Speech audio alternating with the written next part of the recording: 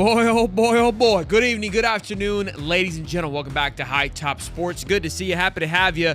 As promised from the morning show, reached out to Allie. She said, let's rock and roll. Let's get after it. We're going to be talking about a few things. Jay Franklin's being fired. Trent Diffler from UAB, he was also fired shortly after Mr. James Franklin. And obviously this gets everything stirred. It gets everything rocking and rolling of like, well, what is Florida doing? Why are these guys paying $60 million to fire a guy that played in the playoffs last year? Went 10-3, 11-3 or whatever it was. Has 3 losses this year. Like we've seen enough. We've seen enough. We'll see you later. Boys and girls, we got new lids at the High Top shop with our High Top baseball coming out in the next couple of weeks with our guy David. So be sure to check that out. Without further ado, though, ladies and gents, Allie Peak joins the show. Allie, hello. Good to see you. Are you clapping or are you calling a timeout? Well done. Well done. I mean, Kirby, for the fact that guy stands up behind a presser and tries to say that he was clapping is just, he's yelling timeout. Not only was he, using the hand gestures, he was verbally saying timeout. But that was good. That was well done. Well, listen, Allie, it's always unfortunate that we have to meet under these circumstances after a tough loss. I know Eric, he's probably very upset with the news surrounding Billy Napier's future as a big Billy guy. But how are you feeling after yesterday? What are your thoughts? I mean, I'm just ready to get off the roller coaster. I feel like that's what we're on. We know what the end game is. I just it would be cool to just get off. I'm ready for this to end. Well, and again, I think that's kind of where all of us are at. Like we're seeing it for me, because I don't know, right? I try to talk through these things and try to figure out, try to get in the mind. We were playing hey, put the lid on. Let's go be AD for a day, right? All of us sit around the table. What's the thought process here? And again, for me, what I always defended, I said, look, I know we had 3 losses. They've been ugly and they've been embarrassing. But in all reality, the logistical was, there's still a chance to go to the playoffs if you went out. I know that the chances were not there, but the math, it's what's the point? There's the math. Let's let it play out. Well, the math ain't mathing no more. And so I just, that's what we're wondering. What's the problem? And even then, there was a concern of hey, the portal opening up, guys leaving. Well, then they changed the rules. Fix that for us. Yeah. Everyone's looking around of what do you guys need from us? The NCAA's even trying to help out. The only thing they can't help out on is our deal that we signed for this man, which we can dabble into a little bit. But there was a board from a booster, or a message on a board from a booster that we talked about earlier. Let me go ahead and read that, and then we can I think it'll help dive into some things and open this up just a little bit. So we read it earlier today, and everyone enjoyed it, but we'll read it again. So he goes, I can assure you that changes are coming. Okay, awesome. Be patient. I think we've done that. And I think our fan base and our team will be pleased at the end of the day. Timing will make sense in time. In my opinion, what is more important to our team is our future and to continue to show up on game day and cheer loudly. Then he goes on to kind of influence the fan base to continue to be who we are, right? And show out and be supportive, because other coaches that are intrigued by this job like the fact that we continue to show out. And I kind of called BS earlier of we have multiple decades of this fan base being a thoroughbred. I don't think if the coach that just all of a sudden turned on Florida football just is wanting to see it the last 6 months doesn't know who we are, then we probably don't want him anyways. But the thing that caught my attention was the timing will make sense. And so now that's what I'm playing in my head of what is the timing? Look, I mean, in all reality, outside of honestly just us wanting him gone, kind of like a kid wanting a lollipop right now, I don't necessarily see what the advantage of firing him is, and maybe that's why I'm bringing you on. Maybe you can help me see things differently. Although I want him gone now too. I'm not saying that, but again, trying to play AD here. Where's the advantage? So a couple things. First of all, I was told starting over the summer, you were probably told the same thing. We talked to some of the same people that he needed to win 8 games to keep his job. And that is still actually mathematically possible. Now, do I think that happens? Hell no. But it is possible. So I can see a scenario where after the next loss, when 8 is no longer possible, that's when it happens. The other thing that I think, if I'm the athletic director, that I'm looking at is, does he still have the locker room? The Mm. second he no longer has the locker room, it's toxic for that person to continue to lead the program because you're just going to spiral from there. That's when kids get in trouble. That's when stupid things happen on the field, the shoe throw. Like, I mean, there's just, you've seen things in the past that have happened once you've lost the locker room. But I don't think that Billy has lost the locker room. At least that is not any indication that I have gotten. So I don't think there's any risk there. But the other thing that I think nobody wants to say is that there's nobody on this coaching staff good enough to be a head coach for the interim, which Mm. that's a total indictment on Napier as well, but it is kind of the situation that we're in. Um, Maybe Ron Roberts, but we also have heard Yeah. some interesting things about Ron Roberts over the last couple of years that would maybe make you not want to put him in charge. 7 games Uh, though, Allie. I think he could figure it out. I mean, maybe. Jaluk just got suspended. I don't know what kind of message that sends. You make him the head coach. Honestly, if I am the athletic director, I make Billy Gonzalez the interim because he's the only person that knows what a championship looks like. Why You not know, see Spurrier Jr. as an analyst because he at least has coaching experience? Not saying he would be I mean, qualified, but I just think it would be such a jump to go from analyst to head coach, and that would look like such nepotism that I don't know that sure. I don't even know if that's something he accepts. I Mm. think he would be like, "Whew, don't put that evil on me. What? Yeah, I don't want No that. way. Don't ruin the No Spurrier name off way." of 7 games. Ron's the guy for me. Outside of the noise, I felt like because kind of the noise, I feel like I mean, listen, winning cures all, and the way that defense has been playing, I think people kind of forget pretty quickly. A couple things Yeah. you mentioned. The first thing was the locker room, which again, that's where people forget about the Mullen thing. He lost the locker room. He I lost the mean, locker room. egregiously. Like it was bad. It was bad from that Yeah. perspective, and it was why it felt like it was just quick. It came out of nowhere. Well, it was because the Yeah. entire roster quit on him. It was very And visible. this could turn quickly too. I mean, if Yeah. you think about this could turn quickly. I just don't think it has yet. I mean, look, kudos to those kids. I mean, like, there's some of them are young. When I say that, like, when you think of the leaders in that room, Miles Graham, right? Pup, these guys are still young. Like, they still see a full career. They haven't necessarily have maybe had as much negative taste in their mouth. So that's why they're all still very much bought in. Devin Moore, this is kind of his first true year. Kermani McClain, I think, he's not going to necessarily be sour because of the path that he has been on. I think he truly cares for Napier and what he's done for his career. We heard Dallas Wilson say, he's like a father figure to me. And DJ is very young in his career. I think Sapp is one of the few that understands playing for the orange and blue. We've had him on before. He's like, yeah, like the reason I chose to play in Florida was because when you suck, they hate you. When you win, you're the man. And so he kind of embodies the chaos. So in a good way, that's what you want. I mean, I think Napier's done a good job of putting those guys in the program. I think that this roster is kind of similar to what Ron Zook had, and I know you have Steve on all the time, and he'd probably agree with this too. The reason that Ron Zook could finish coaching out that season is because those players were still bought in, and I think that a lot of them will tell you we didn't know what we didn't know. We thought we were working hard. We thought we were giving it our best. We thought we had the best schemes, and it just for some reason wasn't clicking. And it really wasn't until Urban got there that they were like, "Oh, this is what hard work looks like. Oh, this is what a real strength and conditioning. Oh, this is a good scheme."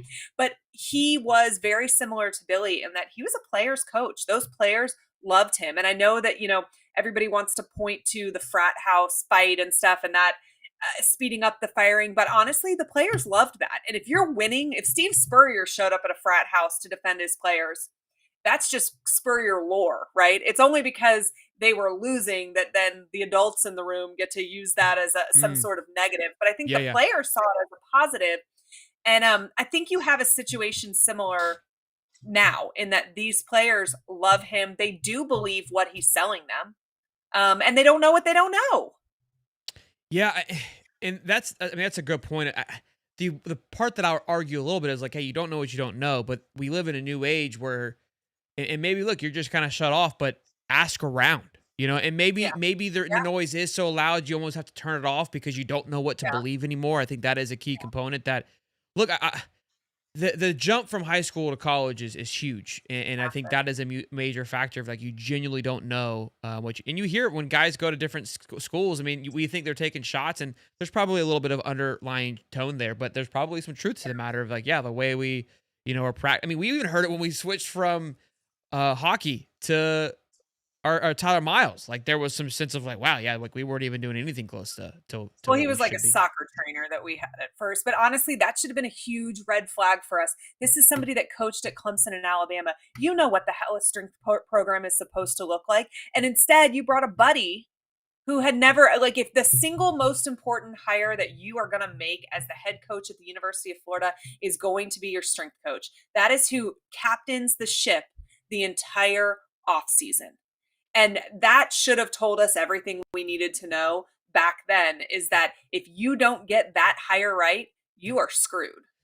It's weird. So, and people, and the Mullen thing, obviously, like, and everyone's like, he's 6-0 now. But again, people forget one, the team quit, but two, he had the same issue. He wouldn't fire his buddy Grantham, right? Yeah. I don't know what it is with these coaches, and they allow their friendships to impact their I success. I think mean, it's just stubbornness in general. And I think to be a head coach, you do have to be somewhat stubborn. You sure, do have to have an ego. But that is the undoing of so many of these coaches, is their own ego and their own belief that the blueprint is right.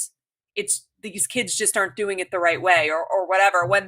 And Urban is actually a wonderful example of somebody who adjusts the blueprint. And, he talks all about how when he came in, he knew what he wanted to run, and then he realized that he couldn't run it with the players that he had at first. So he adjusted.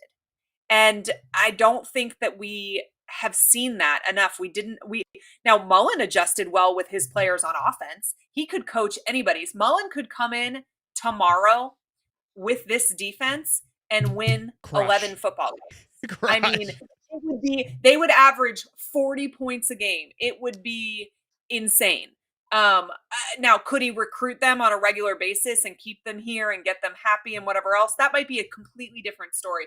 But Billy just likes the plan that Billy has, whether or not it fits the people that he has on his roster. And So that's real quick, Dan from State of Miguel. I was gonna hit you up if you wanted to, because I think it'd be a great like his. He's been very vocal. Dan, if you want to hop in right now, I'll send you the link, big fella. You let me know, okay, big guy. But we talked about that a little bit of like how the defense yesterday, in my opinion, we were getting beat every which way you want by personnel wise, cooked. And Ron Roberts, in my opinion, did a phenomenal job of like, we don't have the talent to beat them, but I'm gonna do damn sure everything I can coaching wise. They adjusted well at halftime. Great, like unbelievably well. Yeah, like I mean, I think people don't understand. I was like, if they just wanted to go man to man, they didn't have to call anything on offense well. They were just better than us in every asset of the game on that side. But Ron did a great job of adjusting and and what I said in my morning show, Marcel Reed is their weak link. And I say that lightly. Like it's not like it's like the end all be all, but he is the weakest part of that part of that offense, which is still a very good weak link to have. Their offensive line is stout. They have run the ball efficiently, and they've got weapons to just dump it off that bust it wide open. But when Reed had to make a big play or a big time third down, that's where they fell short. So I think Ron was like, hey, we just got to get him to third and a little bit and hope Marcel doesn't do a good job. And they did. Yeah. They did a good job of that. Yeah, it's Billy. And again, Billy does the complete opposite, where you have the talent to probably overcome some of these things, but you continue to call things to put you in a blender. So what is your, oh, he just texted me. Let's see what he said. Let's see what old Dan said here. Oh, he said I'll hop on. He's going to do it. He's got his own show, but he'll hop on. Cool. I'll ask you while I get him in here. Why do you, okay. 8's the number, which we feel like, I mean, it's not a matter of if now, but when. It's when. Right? So now, as soon as the 8 is unreachable, is that the canning at the moment? Is that it? That's the threshold? I think so. I mean, I think so. I don't know that it does a whole lot for your locker room one way or the other to fire him in a week or fire him at the end of the season, but I think it goes a huge, long way with your fan base. And in an NIL era where you need your fan base to help you be able to continue to pay for these rosters, you need everybody to like you. You need everybody to feel like you're listening to them and that you're making decisions with the program first, not a head coach's interest first. And so I do think that it's really important. I think you risk losing fan engagement. You risk losing donors. It's not a good look. Right now, Florida looks like they are not serious about football. And we can say that behind closed doors, we told him it's 8, no matter what, he's going to be gone if he doesn't hit that number. But all we see is Penn State firing a coach that made the playoffs last year. UCLA dumping their coach, 2 games into the season. Virginia Tech already firing him. UAB getting rid of Dilfer. Like, you're seeing other programs show that they are serious about football. I think the athletic director from Penn State's statement today was really good. He basically said, we hold our program in the absolute highest regards. Our standards are incredibly high, and if they're not being met, it's time for new leadership.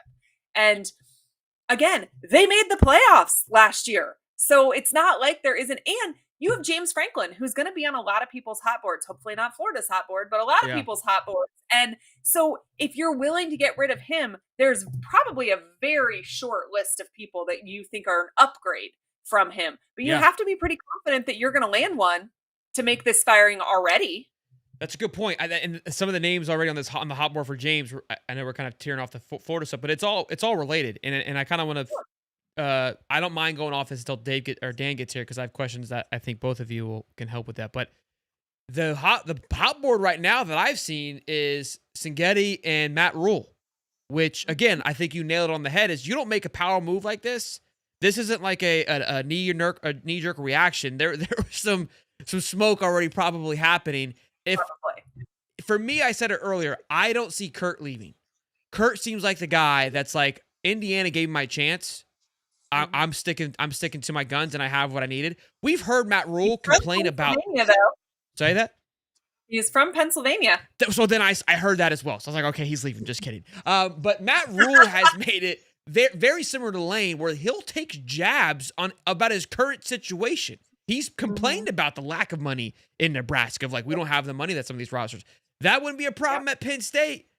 It seems like, well, Nebraska's a powerhouse. It's just not the same as what it used to be. It carries the aura, but nowhere near what a Penn State would do. Matt Rule seems like the favorite, in my opinion. That would be most likely to leave, just because Kurt rubs me as a guy. It's like, I'm sticking with my guys. Danny Man. Yeah. There he is. There he is. The guy's Twitter fingers have been on fire. Dan has not holding any punches, and I'm loving every minute of it. I'm here for it, big guy. Bell's turned on. Yeah. I'm hoping you're going to drop the news instead of Pete, It's time. And, Florida is a top 10, top 15 job in the country. It's time to start treating it like it and go after the big fish and go after somebody that's going to build a generational program here at Florida. It's been 15 years since they've had that success, and it's time to go get a coach that can reach that pinnacle. So you were tweeting, and this is a question I want for both of you, I think, and I'm glad to thank you guys. Again, they're 700 strong. We got Dan from State of McGill and Allie from Allie Peak. Make sure you guys go give them some love and some follows. Appreciate you guys hanging out with us. But you tweeted about it today, Dan, of there's no advantage in the sense of getting on top of the hiring search for firing now. Can you elaborate on that, kind of your thought process of what you were implying there? Yeah, and so it's not to say that Florida shouldn't fire Billy Napier now. I think that they should. I just don't think that. I don't think you were implying. You made that very clear. Yeah, I mean that's been pretty clear since last year, right? I just don't want people to think that I'm holding out any sort of hope. There is no hope. I think a lot of people get Disney Gator. This guy, he thinks you're good. Yeah, that's right.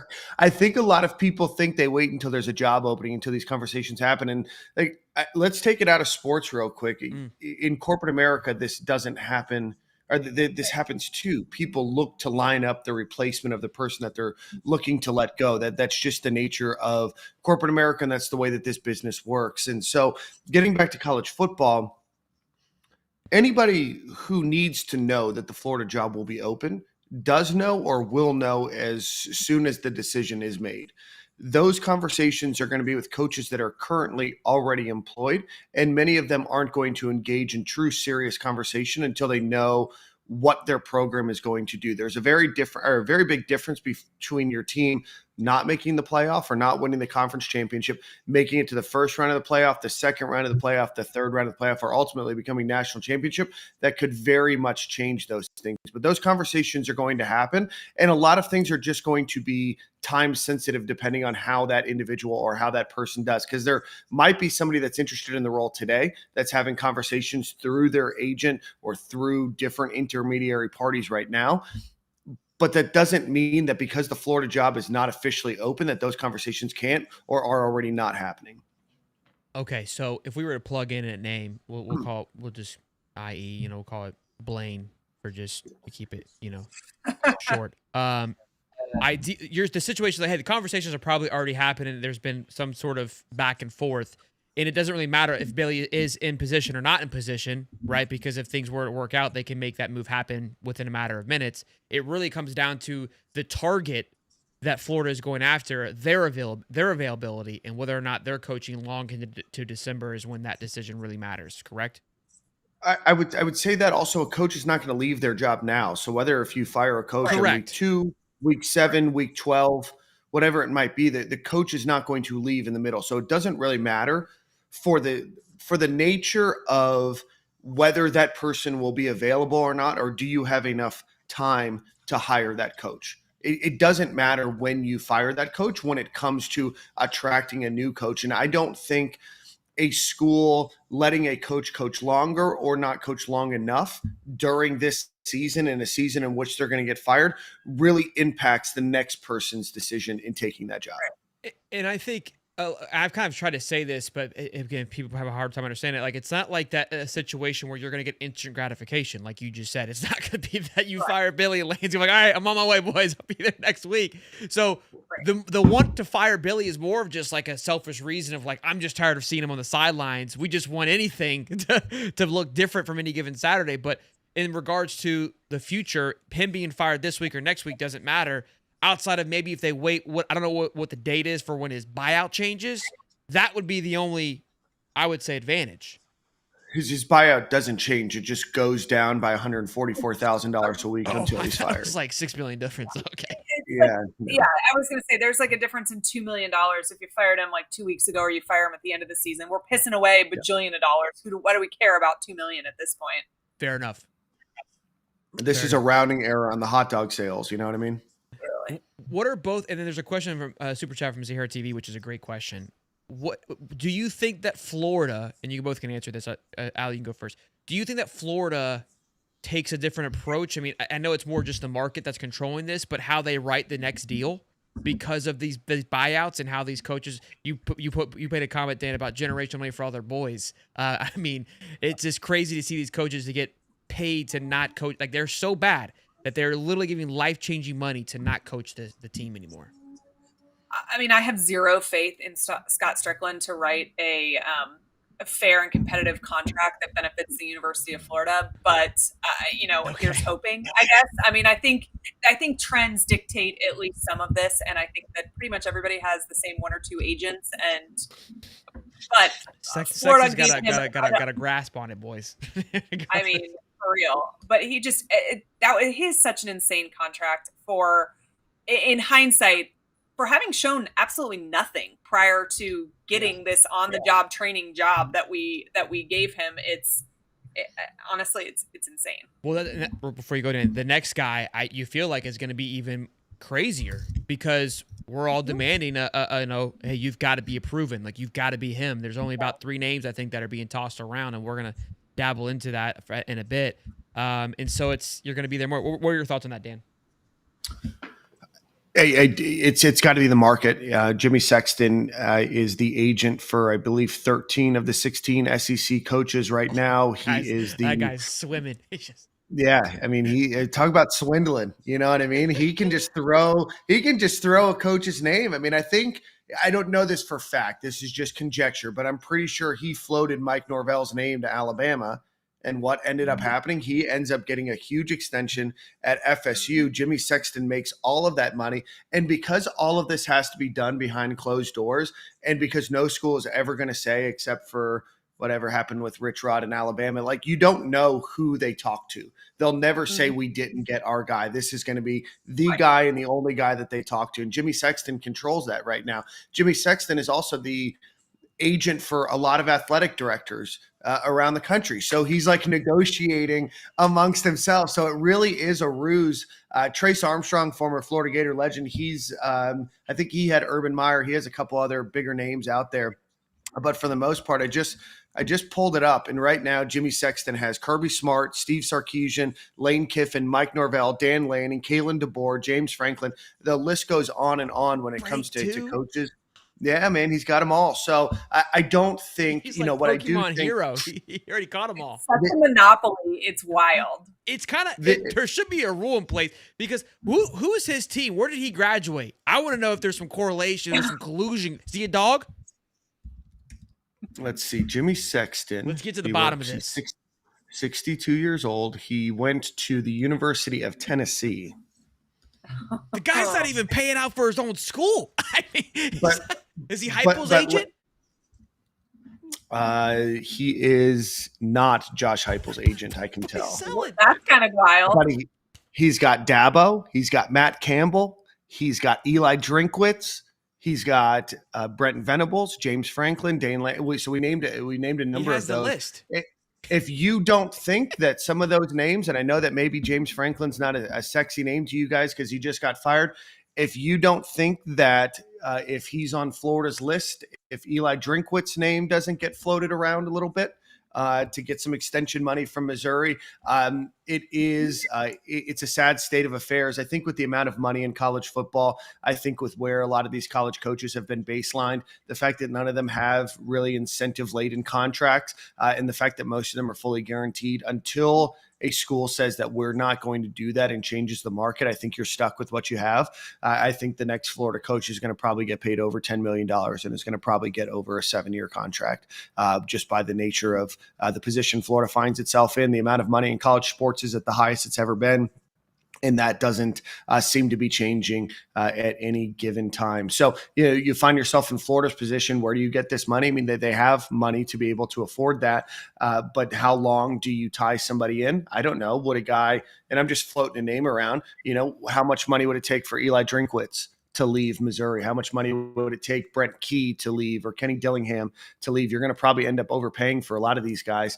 And so that's just the nature of college sports right now. And when you have one person negotiating most of the contracts and often negotiating against himself, then you're going to come out on the losing side every single time. He's like, guys, Jimmy's not going to be happy when I take this back home to him and tell him what you're like.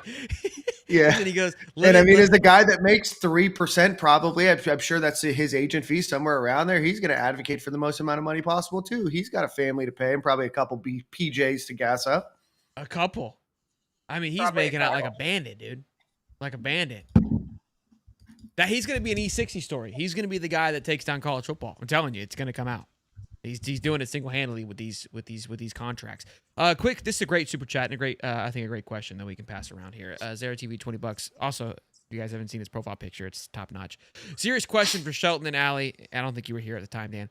And all of Gator Nation, please be real here. Have we wasted 4 years under Napier, and have we amounted, and what we have amounted after Mullen? Be honest. I'll let Allie go first. We have wasted 4 years, but I don't think that. And I am a Dan Mullen apologist, but it was not working by the time that he left. So I think two things can be true at one time. Dan Mullen needed to go, and this was a terrible hire. And we should have let go of him 2 years ago. I mean, at the very least, we should have let go last year. When we're talking 2 weeks into the season, is he on the hot seat? Do we need to fire him? All that means is we should have fired him the year before. And I think that Virginia Tech probably feels that way. I think UCLA probably feels that way. Anytime that you make a decision that early in the season, and I mean, we didn't fire anybody, but all of us were out. We knew it should have happened already. But yes, we've wasted 4 years, and hopefully the next person can save some of this talent, and maybe we can win some games. Dan? Statistically, in wins, yes, they've wasted 4 years. I think that they've left whoever takes over the program in a better likely is going to inherit a much more sophisticated program in terms of the amount of support staff that they're going to probably get. Obviously, they got through the indoor practice facility being built and the football only facility over the last 7 or 8 years. So they're taking that into consideration. The swamp is going to be renovated, so that's a Scott Strickland decision. But there's going to be some larger changes. I know Scott Strickland is not adored, and I don't adore Scott Strickland. I think he does get some hate for not caring about football, and I think that that's a little misaligned. I think that he's shown everything that he – no, I take that back. He has shown a lot of things to show that he does care about football. Billy Napier going on a 5-game winning streak to end the season last year was about the worst thing that could happen to Scott Strickland, because at that point, for some reason, I'm not 100% sure why, because – if you look at the totality, he was still a 500 coach, gave him the opportunity to call his own shot and say that he wasn't going to hire an offensive coordinator. And I think that was maybe a decision that Scott Strickland could have strong-armed him a little bit more about. But you had DJ Lagway, you had this recruiting class coming in, that featured Dallas Wilson, that featured VB3. And those have been your best players. And so it's like, well, maybe we give it a shot, and maybe you just needed that QB that fit your system a little bit more, or you needed those couple playmakers.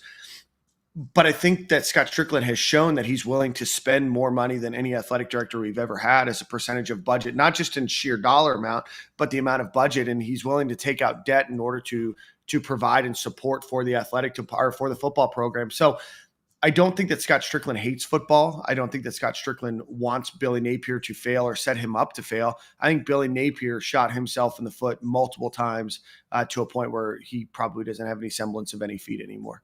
That's where I was going to go as the financial part of it. I talked about on one of the shows that from my understanding, I've heard you talk about it too, Dan, has had the most financial backing than any coach. And I think that Napier did do probably a good job. And this is where Mullen wasn't liked and probably didn't get a lot of things because he wasn't liked and didn't navigate those relationships very well. So Napier in this relationship showed that, and again, the coach that is coming in next of like, dude, you've got all the resources you could ask for. And some would argue, well, hey, we didn't spend a lot on recruiting. That, from my understanding, was more of a Napier decision, not a director position. That was more of him trying to build a culture and go after certain guys. The money obviously is. To his credit, he did build a good culture. He does yeah. have a decent roster. I mean, I don't think that the recruiting aspect has really been the problem. Could we recruit better? And yes, we could. O-line could be better. But I do think the O-line could be better, and we have 2 freaking offensive line coaches. But I do think in the playoff world, you can be top 10 every year in recruiting and really hang. Whereas I think before, you had to be consistently top 3, top 5 at the worst to win championships. And you can look back and look at who has won, and it's directly correlated to where they fell the 3 and 4 years before that in recruiting. But Mullen, to his credit, I know with 100% certainty, he asked for some things that he did not get and Napier got. And I do think we have given him the resources to be successful. I don't think that he could ever say we didn't. But you are looking at maybe the most egotistical person that has coached Florida football in the modern era, which is a wild thing to say for somebody who comes across as so humble. But there is 0% chance you can convince me. You could look. I mean, look at the analytics. His very best offense was his first year at Florida. It has statistically gotten worse every single year. This is a guy who tells us he's an analytics guy.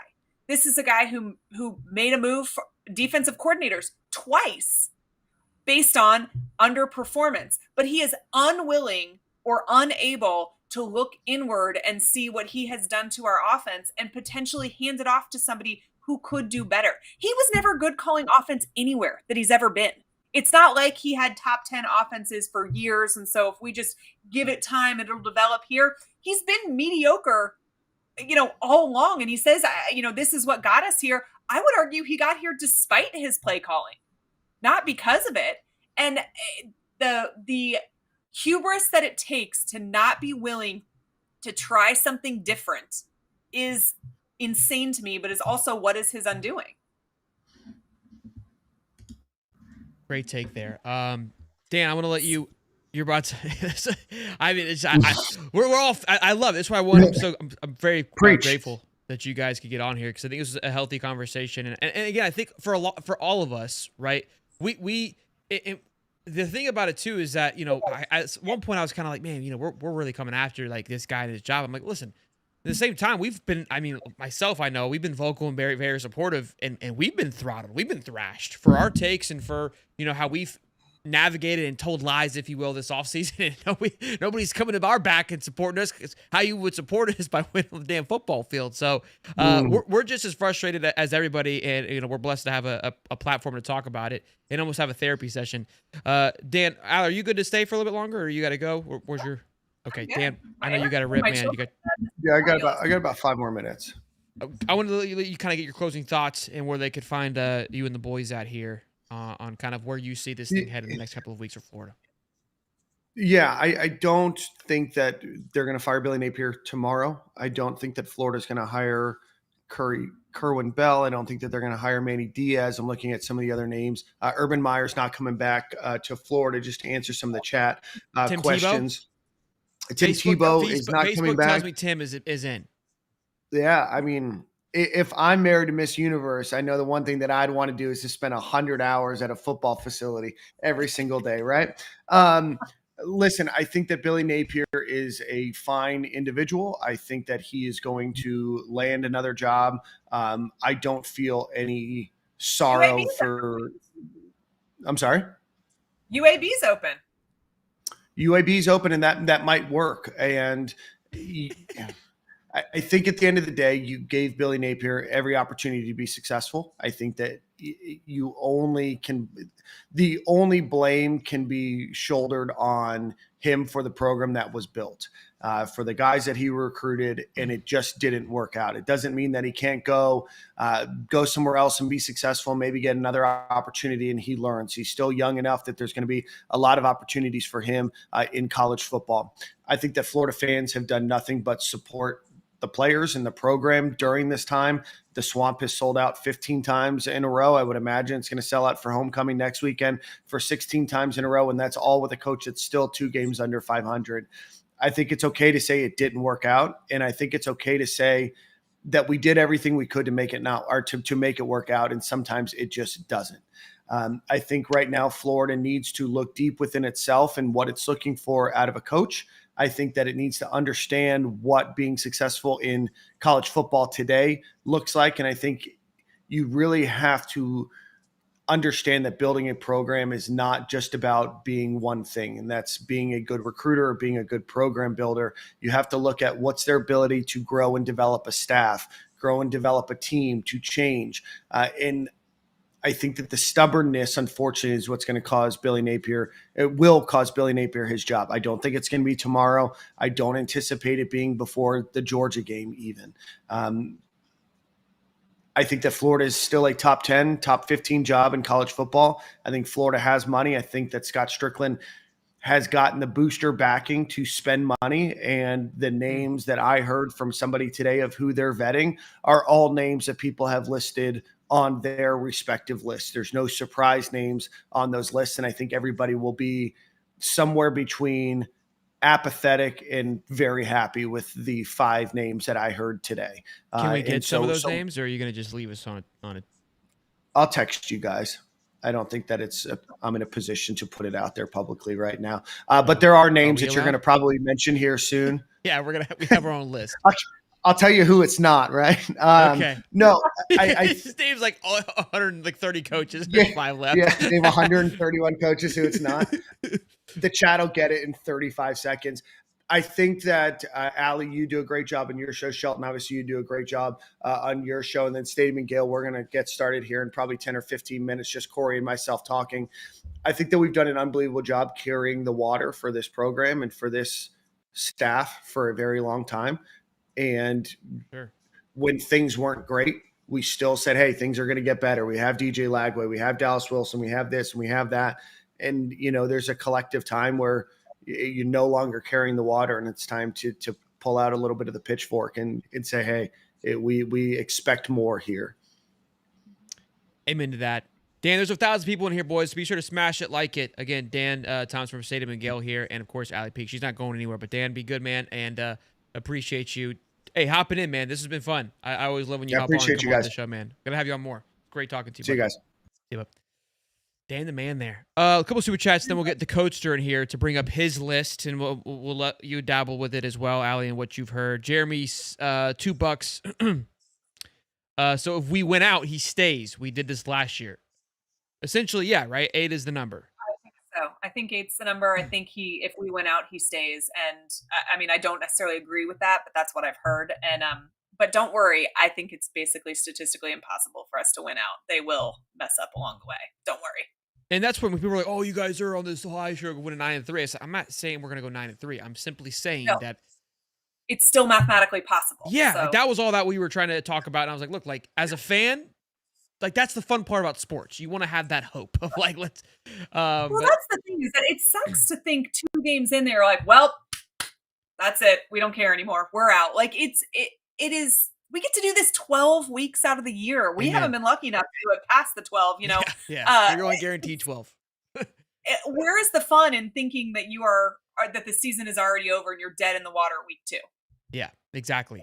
$5 from Anthony Muschamp. Wouldn't bench Driscoll. Agree with Allie. Billy doesn't adjust to his personnel. That was kind of a little bit earlier on. We were talking about those things. Tough question here from Anthony again. $5. Would you sacrifice our B-ball championship so we don't extend Strickland and hire a different AD? Shoot, that is a hard question. I went to that game. I had so much fun out there. Yes. Oh, yes. I would love a different athletic director. Honestly, my biggest qualms with Strickland have to do with what he wants to do to the swamp. And I have massive issues with a mercenary getting to determine changes that change the trajectory for the next 100 years of our stadium. So that's my biggest reason for wanting him gone. But he's also hired some shitty coaches too. Yeah, so. a couple of reasons in there. Roll with Carlos. 3 awesome people. Thanks, man. Appreciate you. $5 to Dakota Clark. Billy is the top 4 worst coach in UF history. Is there 3 worse? Yeah, I was like, I don't. You tell me. I'm ready to listen. Josh Fennel, $5. Who do y'all think is the best fit for the job? I want Kiffin. Well, perfect segue for the prof here. Before we let prof, buddy, because Cody was ranting and raving yesterday that there's 100 Pee Wee coaches that could do Napier's job. And Cody had the opportunity to Pee Wee coach his football team today. Did you guys win, Cody? I lost in the last second. Okay, so he's lost all credibility. I knew the answer to that. I just wanted. You were close. Oh, wow! You were close. This close. Only had we had 12 players. Here we go. We only had 3 Billy. 6th graders, and it was an all 6th grade all-star team. Yeah. They had 23 6th graders. Hey, Let big out, team, and Let it you know out, what? Billy. It's they were a better football team. Billy, go ahead. We're gonna stick to our processes here, and there's a lot of work that these young men are doing. They're grinding away. We're gonna keep on with what we do internally.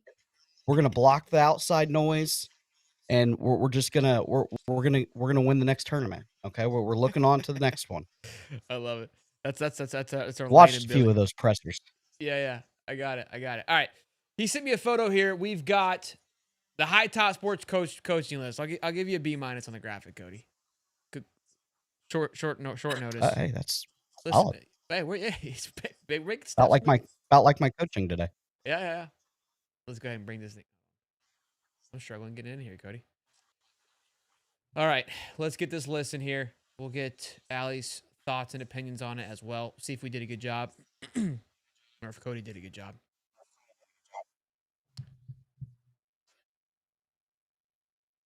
I'm struggling now. I look like I'm having a hard time getting in here. Hold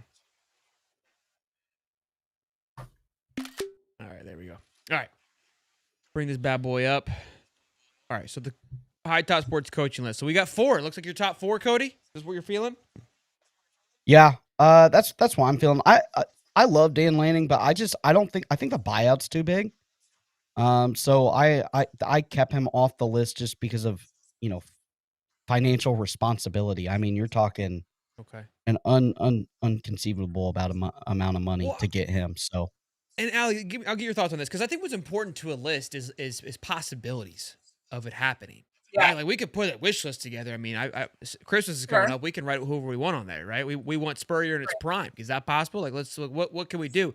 So when people put Dan Lanning, I immediately go, that's not I don't see it happening. Like that is a name that I just don't see. One, Oregon letting that go. Like even if Sexton tries to play like a back and forth, Oregon's like, yeah, whatever. Dan's our guy. Do you feel that way about Dan, or am I missing something? I mean, Miami was able to take Oregon's coach 4 years ago without an issue. So, I mean, that makes me think that it is absolutely a possibility. Now, but Dan brought him a Big Ten championship. Did Mario won him some games, but Mario recruited the hell out of them too. Oregon, yeah. I think it's possible. First of all, I refuse to believe that anybody actually wants to live in Oregon long term. So there's that. I think that there's lots of people that are like, oh, I want to run to Florida where there's no state income tax. I'm making a lot of money. That makes a lot of difference.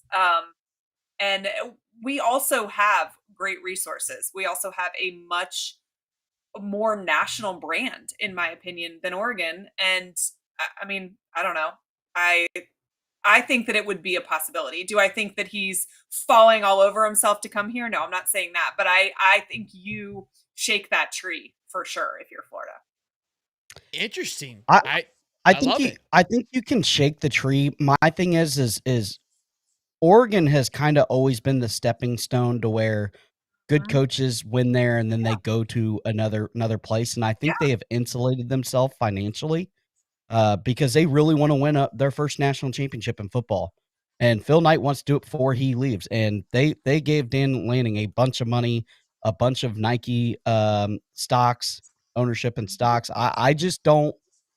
I think that they no longer want to be the stepping stone, no longer want to lose their coaches out to other programs. And I think they've insulated themselves financially to make that almost impossible.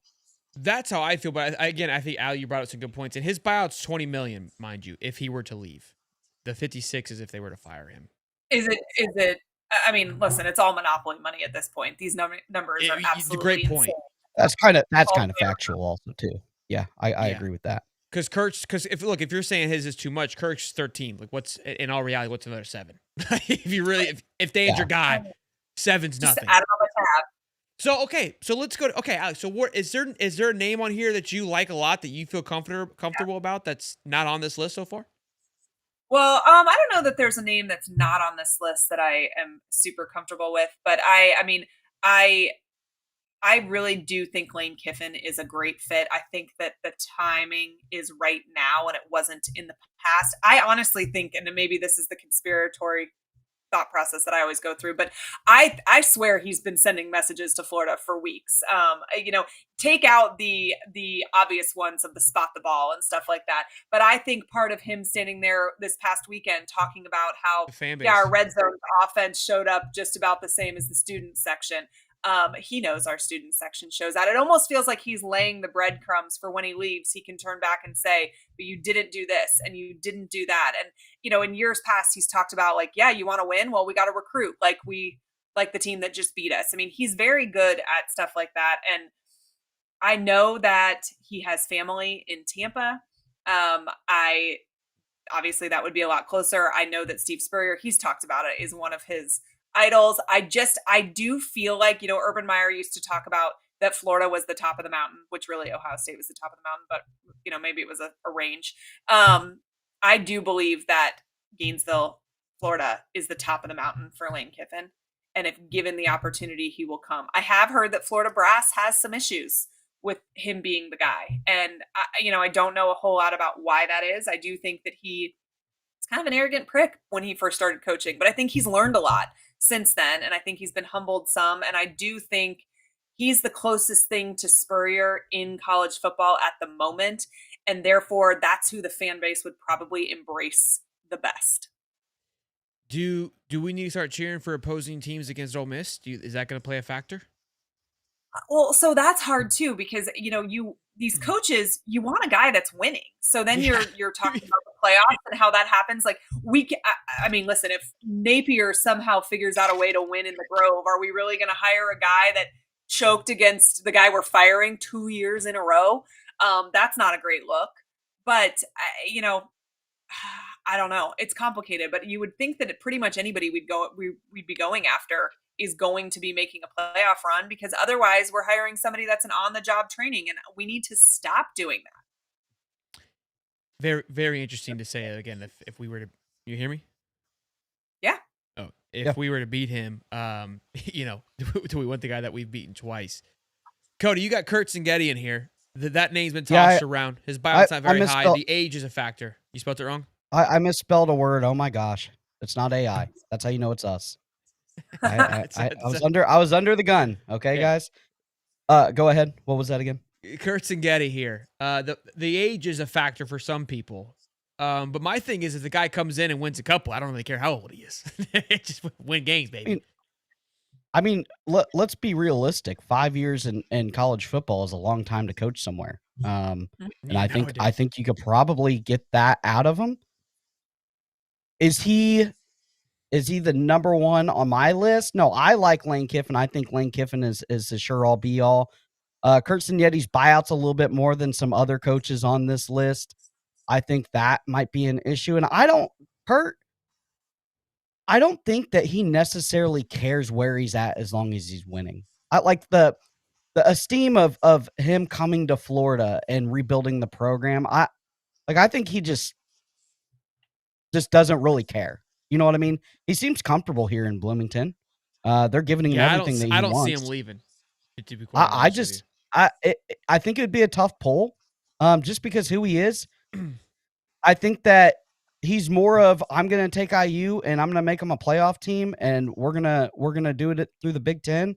And I think that it's one of those things where it'd be a very, very hard pull. It would shock me, but it's a guy you have to go talk to with his success the last 2 years to a program that's been historically. I mean, IU, when you think of IU, you think of basketball. Who's ever thought of IU football?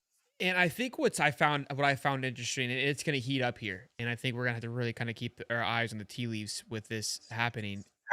When last year, when there was a lot of noise about the Bama job, right? Dan came out, dropped that video of like, I'm not leaving. And people, they kind of backed their team and said something. Now, it's in the middle of the season, so if you address that, you kind of are showing that you're not paying attention. I understand those things. But with James Franklin being gone, the noise is going to just amplify. I mean, the hot boards have already come out for the Franklin job, and Kurt Getty and Matt Rule's faces were on it. And one of the boards that we saw, it was like, Rule's going to Indiana.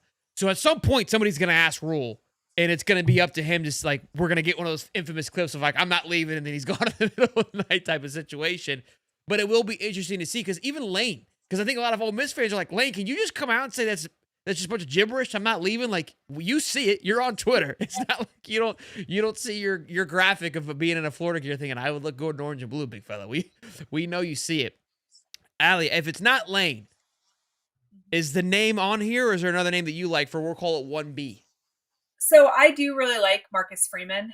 I think it would be a really hard pull from Notre Dame. So I think a little bit differently about this list, and I don't think that it would be that hard to get Kurt Getty unless he has some specific tie to Bloomington, because I think at the root of these college coaches is a competitor, and I think that they're, for the most part, want to see how far they can get. It's not necessarily like, oh, can I take this underdog and how far can I take them? I think they want to win a championship. Now, there are exceptions to the rule. I think Kurt Ferenz at Iowa is one. You know how many times his tires have been kicked by other programs, and he has just stayed there. He's never left. He's stayed in the middle of Iowa for however 25 plus years, however long it's been, a long time. So he is an exception to the rule. But I have to believe that most of these guys want to be at a place where a championship is possible. And I think that for Indiana, a playoff berth is the ceiling. I don't think that an actual championship is in the cards for Indiana ever. I think Lane faces a similar thing with Ole Miss. I think that building a sustained championship program there is going to be incredibly difficult, more so than it would be at Florida. I think the same thing about Kenny Dillingham and Arizona State. I don't think the same thing about Notre Dame, though. I do think that Notre Dame has the resources and the ability to build a national championship program. And part of that is being able to, schedule who you want and kind of do whatever the hell you want. And everybody bows down because it's Notre Dame. So I think he's a little bit harder to pull than than these other ones. Now there's other names, Brent Key. I'm trying to think of who else we've heard. Like, I think he would come in a heartbeat. Do I want him? No, but you can't imagine. I personally cannot imagine that anyone would choose to stay in Missouri if you have the opportunity at Florida. I look at Missouri in the same way, at Georgia Tech in the same way. These are programs who a national championship's probably not in the cards. And if it is, it's going to be a one-off that randomly happens, not going to be sustained success year after year. And if you are that fiery competitor that wants to win those titles, those are not schools where you are going to be able to do that. This is why I love that we're doing this, because this is what I wanted. I like to hear difference of opinion, because when you can get an echo chamber a little bit. I love, again, you kind of open my eyes to the Kurt Szigeti. When you like, the clips we see of Kirk are the fieriness, the Spurrier-esque of F this, I'm coming to just eat everything. And in a weird way, because he kind of rode this pine at Bama forever. Like his story is very interesting, that he just wanted opportunity. It was a very loyal guy. And eventually was like, F it, I'm out. Goes to JMU, crushes it, and then immediately takes that first step to go to Indiana and is crushing it again. And you're 100% right of winning in Indiana is cool. Is it going to be, sustainable? I don't know. But there is a sense of psychopath in all these head coaches of I want to get as close to the fire as possible. It's kind of funny when we say nobody wants to go play for Florida, the toxic fan base. That's exactly why you come to Florida, because you want to see I had the nuts to go down there. Anybody can coach in Indiana. That's kind of the right. Anybody can have job security for the rest of his life. He's golden in Indiana. His meal will be paid for the rest of his life. He knows that it can be cooked in 5 minutes in Florida, and it's like Cody and his relationships. They love the toxicity. That's what these coaches love. They love the toxic relationship.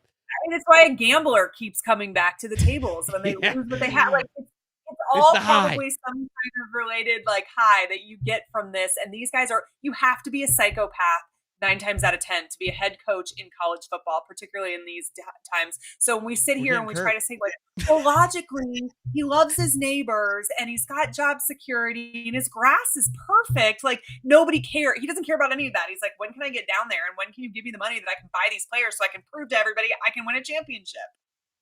Oh man, we might get Lane and Kirk to come together. At this point, anything is possible. We get me fired up.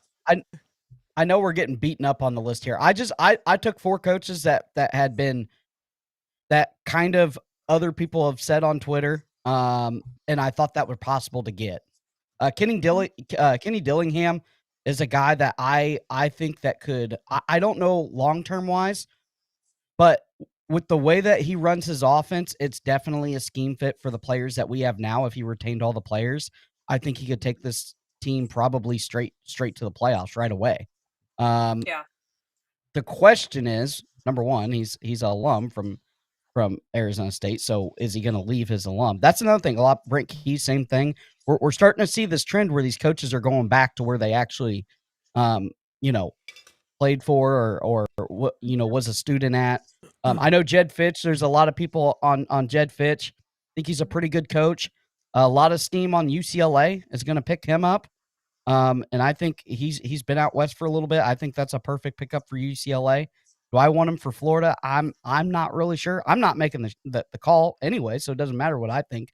But Kenny Dillingham could take this team right now if we started the season over with Kenny Dillingham instead of Billy Napier with this roster. By Utah. Jed Fish is an interesting one that I'm not big on. He doesn't attract me at all. Your thoughts, Allie? Because obviously I know he's an alum. Yeah, I mean, I like his story. I think it's interesting that he left notes on Spurrier's car to get a shot and stuff. Okay, no on Jed Fish too. I don't think that he does anything for the fan base. It's got to be polarizing. You got to flick me in the dome. It's no longer on the job training. So even though I like guys like Alex Golish, no thank you. I need somebody with Will Stein, no thank you. No thank you. I listen, in 10 years, after you've cut your teeth elsewhere, and maybe if we have an opening then, we can talk then. No, not now.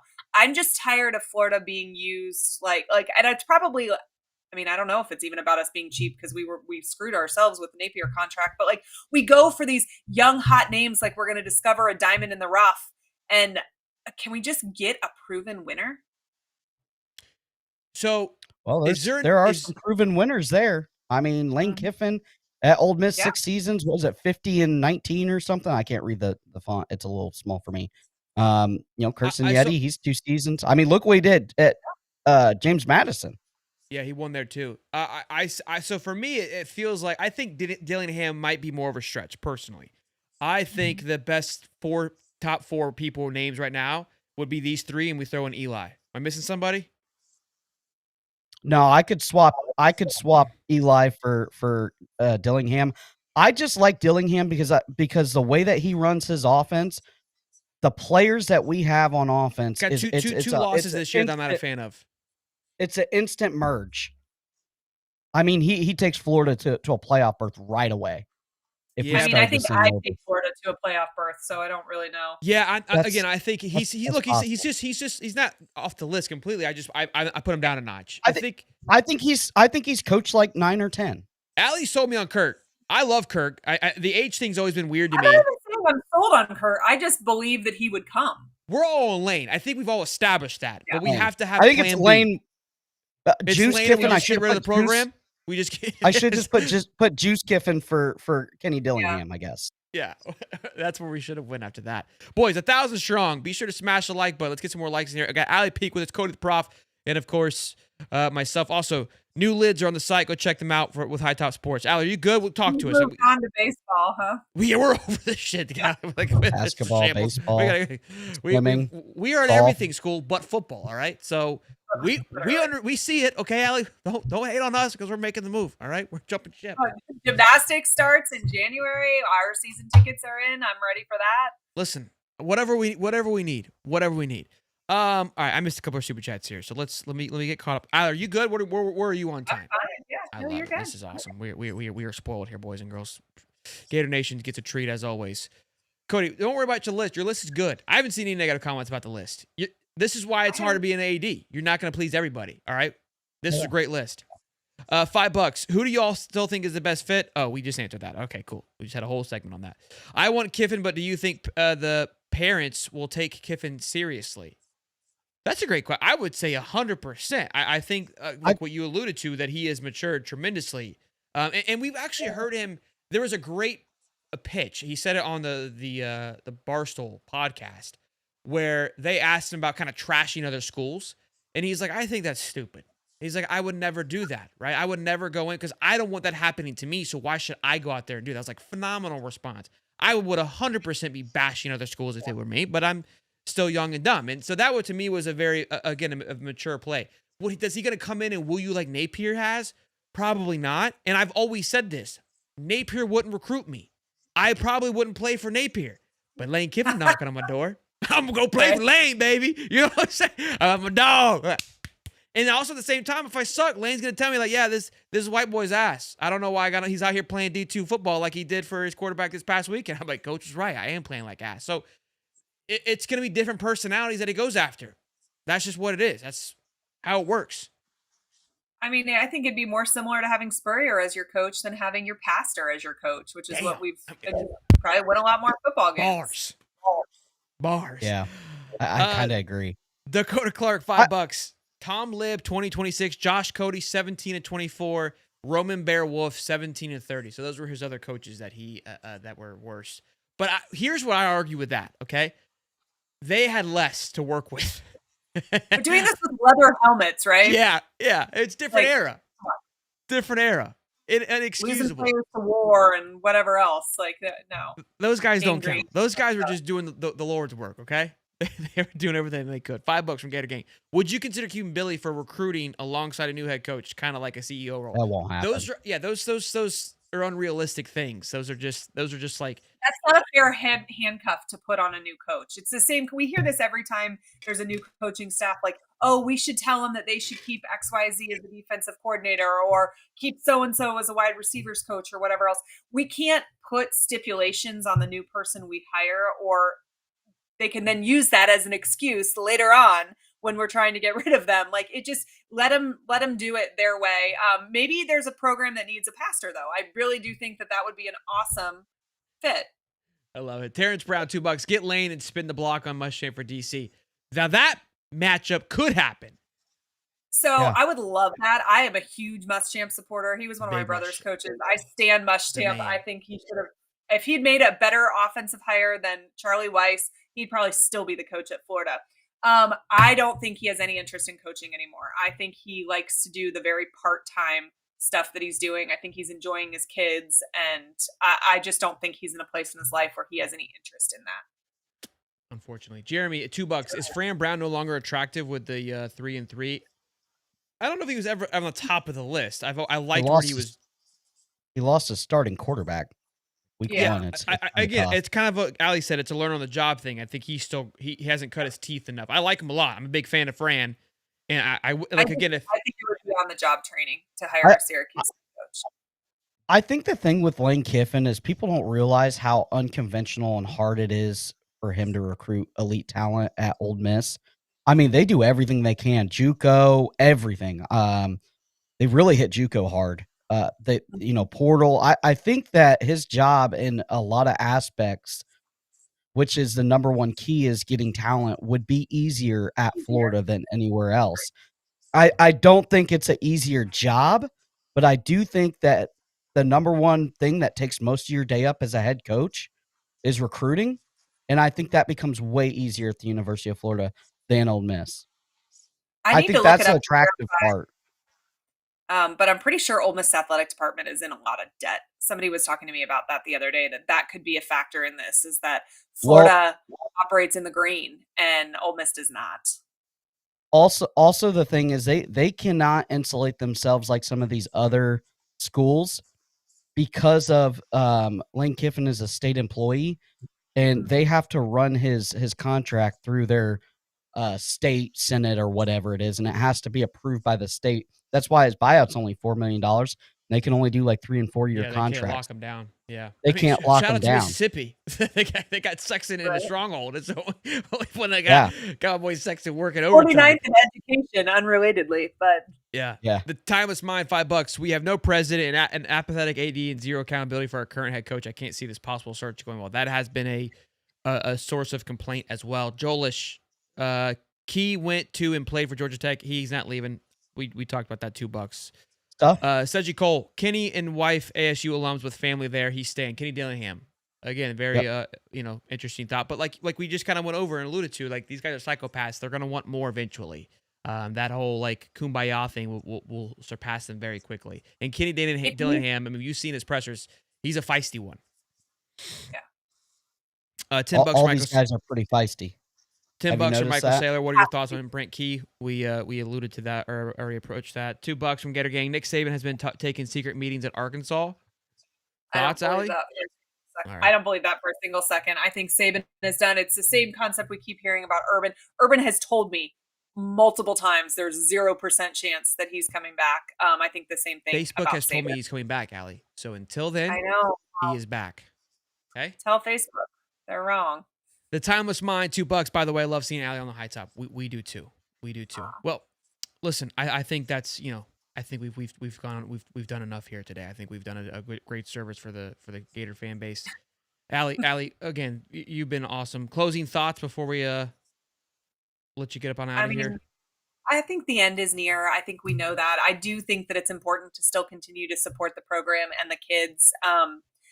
I think retaining this roster is important, and we can play a role in that by showing them that Gator Nation still shows up and shows out, but make it clear that it's time for change. And I think that's where kind of all of us are at. We want this program to have more success than it currently has. What we're doing now isn't working.